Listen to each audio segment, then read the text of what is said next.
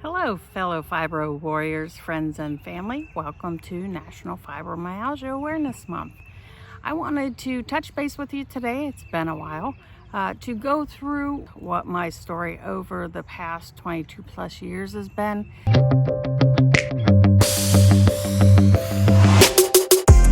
So where my story began was in my early 20s. I was working a job where I was doing some design work. And I was really struggling a lot with my fingers swelling. I'd always been having trouble sleeping. Heck, clear back into, I would say, early to mid high school, I was having trouble sleeping. I never would feel refreshed. There was one instance where I woke up actually feeling refreshed, and I remembered what a wonderful feeling that was and how I longed for that. It only happened that one time. So fast forward to the design time of my life, I was working for an employer who was very good at trying to accommodate my needs. We tried out different mouses. I went, different styles, different joysticks, anything that would try to help my hands work better so I could keep up the employment. And at the time I had a very good primary care physician who took me through all of the different testing to rule out, rheumatoid arthritis and thyroid issues and just the whole gauntlet of things. She took me through all that, sent me through physical therapy. I even had a TENS unit for a while, but at the time it wasn't covered by my health insurance. And at the time they were very expensive. So I only had that for a bit of time. But that primary care physician was the one that actually diagnosed me. That was in 2000 that I was officially diagnosed with fibromyalgia. And I would say the first, 5 to 7 years, I had some issues with it, but I wasn't getting the chronic pain and stuff like that. And, over time, that pain did increase. And I was managing it all without medicine during that time frame. I would experiment with myself, try different things. There was a mangosteen juice by Mango Xan that I was drinking to help reduce my inflammation. And that really did help a lot. And that was primarily my natural medicine that I was taking at that time. And then I remember sitting at work one day, and I went in the morning and I was just sitting there, and I was about in tears. All of a sudden that day, for some reason, my body decided to make about every joint in my body feel like it was on fire and feel like I was just getting stabbed in those joints over and over and over again. And that was a day that I finally decided that I was going to request be put on medicine, because my primary care had offered it previously, but I had declined, trying to tough it out. But at that point, I was absolutely miserable. So I went and requested to be put on some medicine. She initially started with an antidepressant. That didn't last long for me. I'm a very creative person. I love to learn, love to do different types of, we'll call them arts and crafts, things like that. My brain's always on the go. I always jokingly talk about the squirrel being on the go. The squirrel's going crazy. And that took everything out of me. It actually made me more depressed because I had nothing left. I was a shell of me. All I wanted to do was just sit there and stuff like that. And it didn't do anything for my pain. So I went back to her after a month or two of being on that and was like, this is just not going to cut it. So she actually prescribed me Savella at that time. And that was a time frame that Savella was brand new. It was a brand new medicine for fibromyalgia. And within half a day of taking my first dose of Savella, it significantly cut my pain. And I managed myself for a number of years on Savella. I used to live in Northwest Pennsylvania, and when I was there, I would take my Savella at full dose during the wintertime, because in wintertime, that's when my pain was most significant. And then in summer, I would actually wean my dose back to like half a dose and took it like that. I was afraid of completely cutting it out because my body tends to have a resistance once I cut something out to starting it again. It's almost like it doesn't recognize it thereafter. So I managed myself at half dose during the spring, summer, and fall times. That lasted me for a lot of years. And then I started to progress again with my pain level. Went to her. She didn't want me on, is it gabapentin? I think it was. She wanted me actually on Lyrica. So I tried gabapentin. It didn't do squat for me. So I was able to get on Lyrica because I tried some different things and we proved that they didn't help. And again, within 15 minutes of taking the Lyrica, for me, it worked. I understand and recognize that it doesn't help everybody, but for me, it did help. I've managed myself for years and years and years with both Savella and Lyrica. Now, I did get to a point where, again, I had resisted going up in my dose of Lyrica, but again, my pain started to progress to be worse and worse and worse. And my last year in Pennsylvania, I was in Northwest Pennsylvania. My last year there, I was on FMLA for work, where I could take extended lunch times to rest. And then that winter, it's almost like the fibromyalgia sort of took me out. When the temperature would drop to certain levels, I became almost like a hostage to my house. I couldn't leave the house without my muscles seizing, so I ended up missing probably 10 days of work within a month and a half time frame. While I was there in Pennsylvania, my employer understood what was going on. I did have that conversation with them, and we talked about what was going on and what I needed to do, so they fully supported me in that. I took the time to not only search for employment in warmer areas of the country, but I also took the time to go to a naturopathic doctor to see, just out of curiosity what they thought, because I like to approach things in a more natural fashion. So I went to the naturopathic doctor. We did an elimination diet with me. I discovered things that I have an intolerance towards and that make me personally hurt more.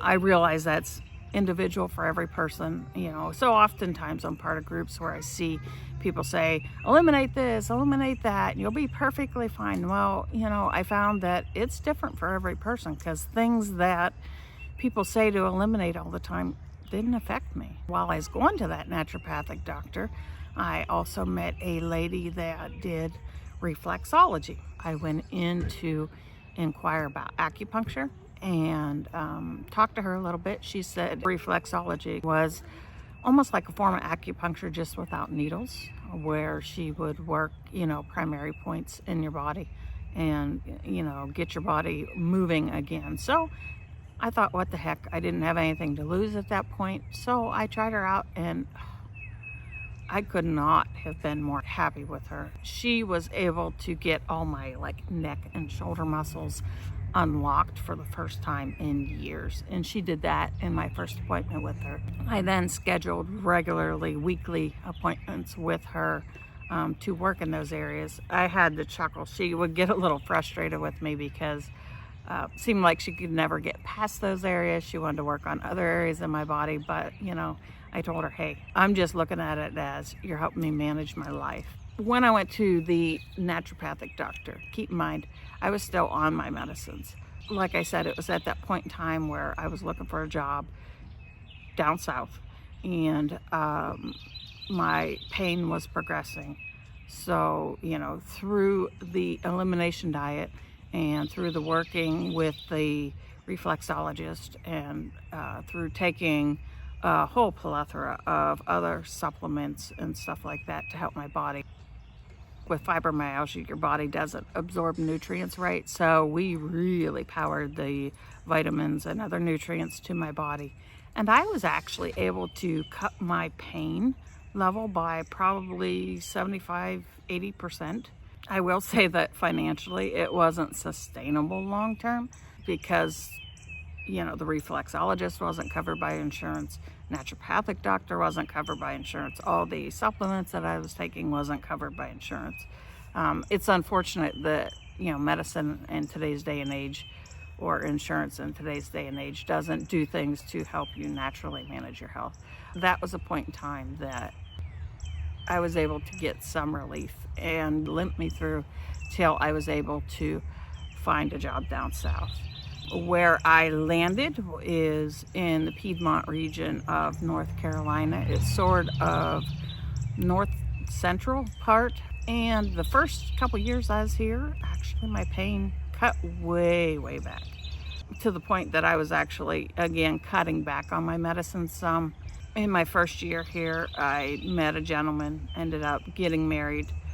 We have 2 beautiful twin children now. And I was one of the lucky ones with my pregnancy where it was sort of a surprise. And I ended up having to fast track off of all my medicines because we didn't really know what the Sevella and Lyrica would do to the children. Those are some of the medicines that they haven't really tested. So we didn't know what they would do to the fetuses, both in the womb and long term. So I fast tracked off all my medicines in about 6 weeks' time. I was a lucky one with my pregnancy because it's almost like whatever hormones, I don't know if it was the growth hormones with the babies or what, but it seemed to really protect my body. And I wouldn't say pain-free, but I was extremely pain-reduced during my pregnancy, and even for the year afterwards. I did pump/nurse for part of that time, and I really think that all those hormone changes in me is what helped me get through that time frame. But again, I got to a point where the pain came back, and it's come back with a little bit of a vengeance. It's, progressed at a pretty quick clip since then. So I'm back on all my medicines. I've actually had to increase my Sevella to the max dose. I've significantly increased my Lyrica. I did fight my doctor on some of that increase, but recently I asked for my night dose to be increased some so that I can be a little more pain-free at night and sleep a little better. We did add low-dose naltrexone, or LDN as it's sometimes referred to. I'm at 5 micrograms, however they measure it. So I started a lower dose. That for me doesn't necessarily manage my pain, but what it does help with is I get a deeper, more restful sleep. A side effect or a result of that is my pain typically tends to be a bit less in the morning.